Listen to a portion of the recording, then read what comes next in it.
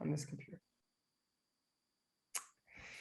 Miami homeowners, are you concerned about flooding? Are you concerned about the ecosystem here in Miami and what's to come? Well, I've got some answers for you. Today, I have Dr. Jeremy Kiszka of Florida International University. He's a marine biologist. He's the guy with the answers. He can at least give us some more information so that we can have our own informed opinions about this stuff.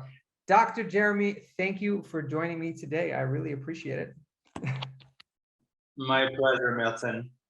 So I have a couple of questions here. There's a lot of people that have moved to Miami from all over the world and from different parts of the country. And our weather is prized and admired, and everybody wants to live in this beautiful paradise that we call home. But then people are concerned about, well, what about the flooding? What about the hurricanes? All these different things. And it's new things to them, right? It's very, very strange. You know, I don't think paradise comes with a price. And I think most of the time it's a beautiful day, sunny, it's just gorgeous. Like right now, especially, it's just beautiful. But if I was a new resident here, what should I be concerned about? Should I be worried? Should I be worried about my investment? Yeah, well, you know, I'm not only a professor interested in environmental sciences, but I'm also a homeowner here in Miami. Thanks to you, Milton. Yeah. And you know, so obviously there is a number of concerns that we can have. The first concern that I would have is, you know, extreme weather events. You know, because we're in the subtropical zone, and of course we have a hurricane season. So this is something that, you know, can concern people at times during the summer, during the wet season.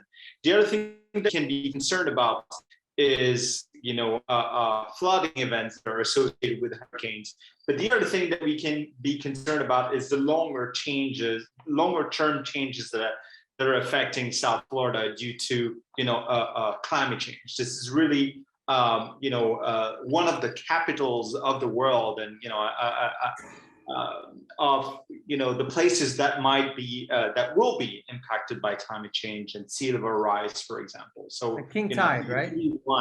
It's really wise today to worry about it. So what can a homeowner do to like really have less of a worry? Like, I talked to an insurance agent on pardon me, I talked to an insurance agent on what we can do to make our homes hard, right? Most of the homes down here are all made of hurricane impact, like resistant materials, cement homes, CBS homes, cinder block construction. We have hip roofs. We have hurricane impact windows and doors. You know, and some people have a generator. For the most part, I think we're pretty safe, at least more so than like if a hurricane were to hit a state like New York, like all the houses are made out of sticks. Okay. And so I think we're safer in that regard, but down the road, flooding, how much of a concern is flooding? How much time do you think that we have? Is there anything that we can do as homeowners, as residents of Florida, as concerned citizens to make it easier, make this paradise last longer? Absolutely, no, and I think we still have some time. Obviously, you know, when I bought personally, the first thing that I was thinking about is elevation, you know, and exposure to, you know, and you probably remember, but exposure to flooding. And I think this is, you know, the number one thing that I would personally be worried about, because water, you know, we're aware of the damages that fire can have on properties, but I think water is equally, or, you know, not sure if that's worse, but, you know, this is definitely something that is looming. And in a number of areas, like, you know, in Miami Beach, we see the recurrence of flooding events that are due to a combination of factors such as king tides, but also sea level rise. So, you know, I think, you know, if I was a new home buyer, which I was last year, you know, I would be concerned about elevation. Yeah. So try not to buy in a flood zone if you can. Right. Yeah. I tell my clients the same thing. You know, first off, I don't want the unnecessary expense of flood insurance, although you don't have to just be in a flood zone to buy flood insurance. You can buy flood insurance anywhere. And some people do, some of my clients do. But like I own multiple properties here in Florida. I don't own any of them in a flood zone because I don't want to have the worry of flooding. The good thing about South Florida, from what I've noticed in the 22 years or so that I've lived here, is it's not, when water comes in, it goes out. It's like a limestone we're sitting on, right? And so it's not like water's hanging out. It doesn't flood, and then all of a sudden, what are we going to do? We need to get rescued. It's in and it's out. It comes in, it recedes. And then we also have the Everglades, which is one of the things when I first lived in Weston, I saw that right before a hurricane, they like pumped all the water out, right? Yeah. And they pumped it into the Everglades. How does that happen? How does that work? Yeah, well, that I don't know how exactly. That's an engineering question, right? Yeah, exactly. Yeah, that we can. That's really something that I'm. The Everglades is probably not something that is going to be worth keeping, but over the past decades and actually have. 1 second, I think your connection cut out. Yeah, sorry, but it might be something that we might, not necessarily, and natural risks is, not so much my expertise, although I know a little bit. But just so you know, we have sort of domesticated the water in the Everglades for, decades and more, and even centuries. Yeah. Right now, what we're trying to do, especially with the Everglades Restoration Project, is restore the water flow.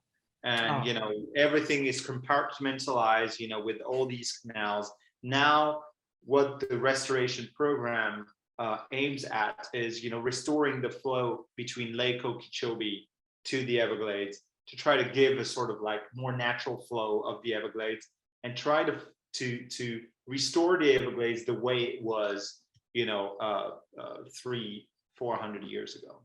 So and king tide, that phenomenon that we've been experiencing, I don't think we had it last year. I think because of the flow, but it's from the farming in Lake Okeechobee. All the water goes into the Okeechobee, and then they've got to like put it through the locks, and they were diverting it down to the sides of Florida instead of through its natural flow, which was putting way too many nutrients and fertilizer into the oceans, causing those red tide blooms. Correct?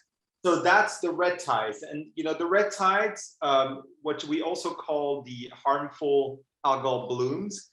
Algal blooms, whenever you have all these bloom of algae, occur naturally. And they're actually, in many cases, they're good for ecosystems because then they sustain the marine food web. Okay, but in some cases you have species producing toxins, and these toxins can affect fish, they can affect the shellfish that we consume, and they can also affect wildlife, birds, turtles, manatees, and so forth.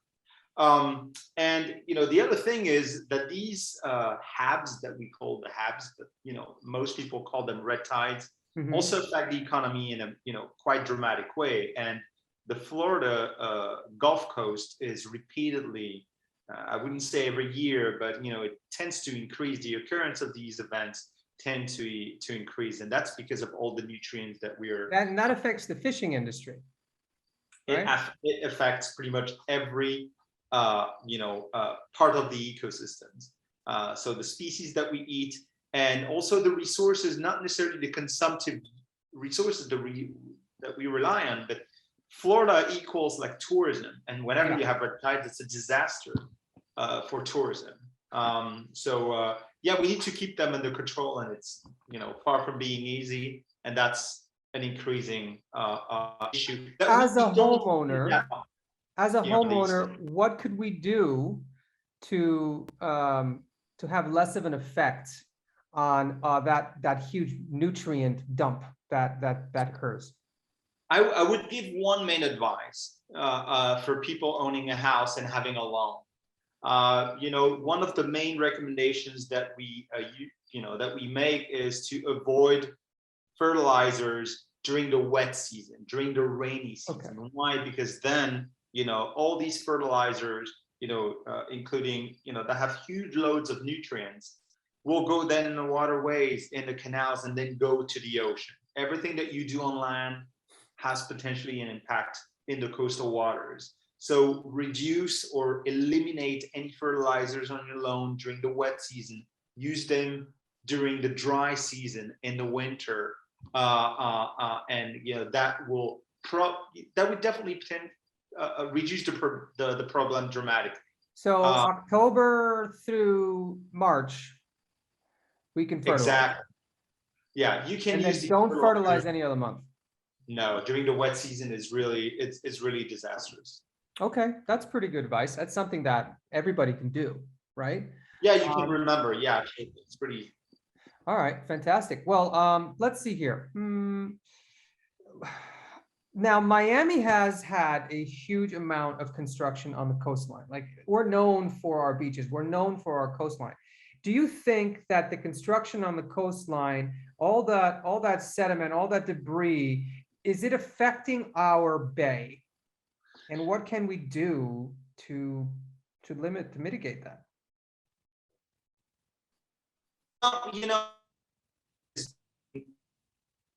Experience construction for a bit. Sorry. Okay, we're going to start over because of the connection. Sorry about that. It's okay. Okay. So Miami has experienced like massive construction for a long time, better than I do. Yeah. And I think it's very difficult to mitigate that at this point, because most of the coastline in the greater Miami area is urbanized. There's a limited sort of space for nature. Although we tend to plant native Florida plants and trees, which is great because it really eliminates a lot of problems. Whenever we're in the warm season, having trees providing shade, if you keep your trees around your property, although you need to keep that, keep them away from the roof. Yeah, exactly. But at the same time, they provide massive shade. I have like 3 oak trees around my property. I take care of them, but and they of course they produce leaves, but the benefit is my bill is so low. Your electric bill. Birds also nest in the trees, which is great, and hawks nest in the trees, which eliminate the problems of rats and mice. There you go. No, exactly. So this is very important to consider. So, difficult to cope with, all the construction, but at your scale as a homeowner, there are little things, planting native species of plants, Florida plants and trees is a great thing to do. And that's good for the bees too, right? Like when you have non-native species in your lawn, it's like our local fauna, flora, they can't use all this stuff, right? Absolutely. No, I might eat caviar, but that doesn't do anything for them, right? It's like if you have a flower from like the middle of the country or from a different country altogether in your garden, it's too exotic. Yeah, no, absolutely. I mean, you have a lot of species I've found, like species from Madagascar, from Eastern Africa here. Let's try to use those native species to sort of reshape our backyards and give them a more like Floridian touch. Yeah, and that doesn't necessarily mean palm trees.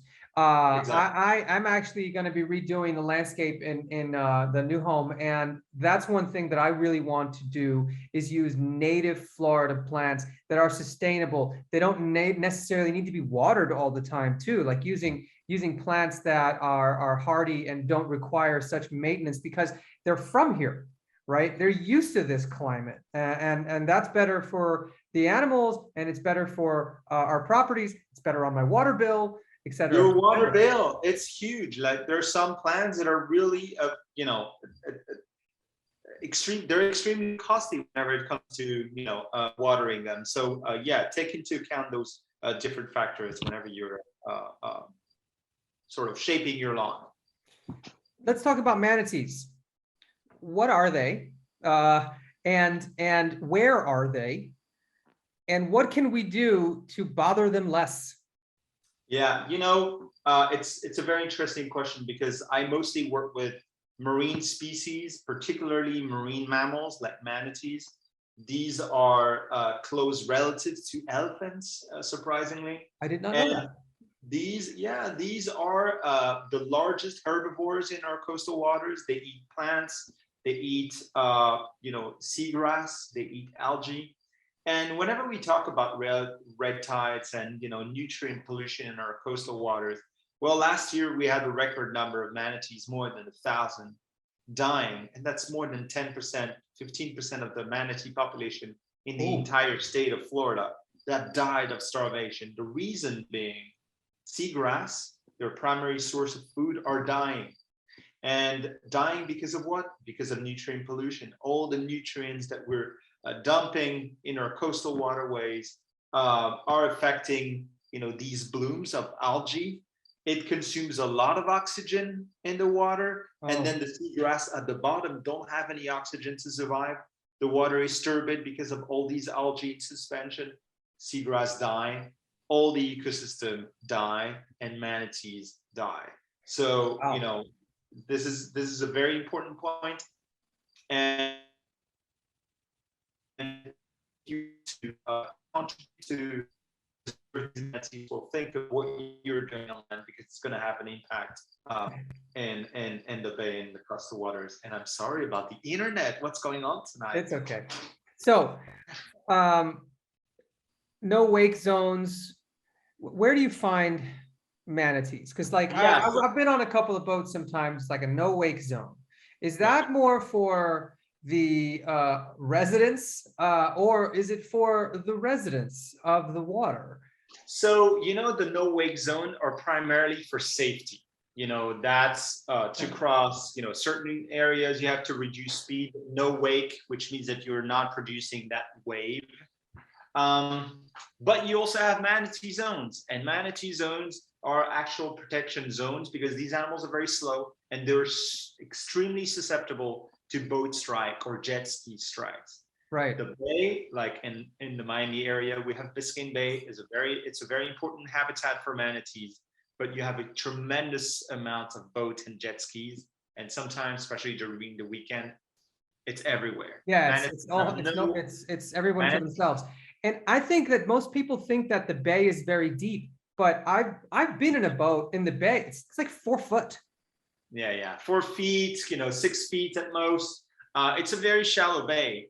And it's a very important habitat for manatees because a lot of most of their food is found there.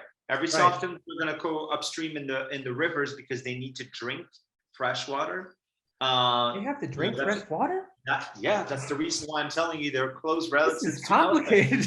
It's not easy being a manatee. A manatee, they have to face food depletion. Their seagrass are disappearing. In the winter, they have to cope with cold temperatures. So they have to go to warm water refuges in the rivers. Then they have to drink.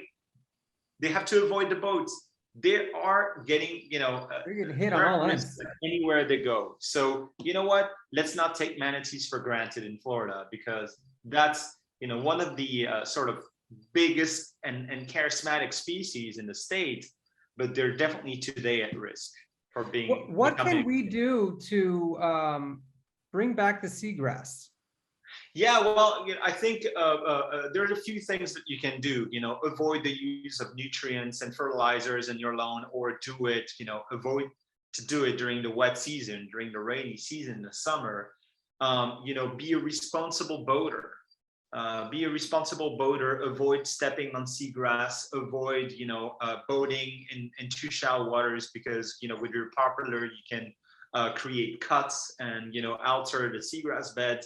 And really respect the manatee zones. The fines are pretty high. It goes up to $25,000 and 6 months in prison. We're not high enough. If you hurt a manatee, so they're really protected species. But again, that's not enough. These animals might not survive, in the next 30, 40 years. So to all the new residents of Florida, take care of the manatees. Absolutely. Don't step on the seagrass. Don't fertilize your lawn during the rainy season. Did I miss anything else? Anything? No, I think it's already that's not a lot to ask.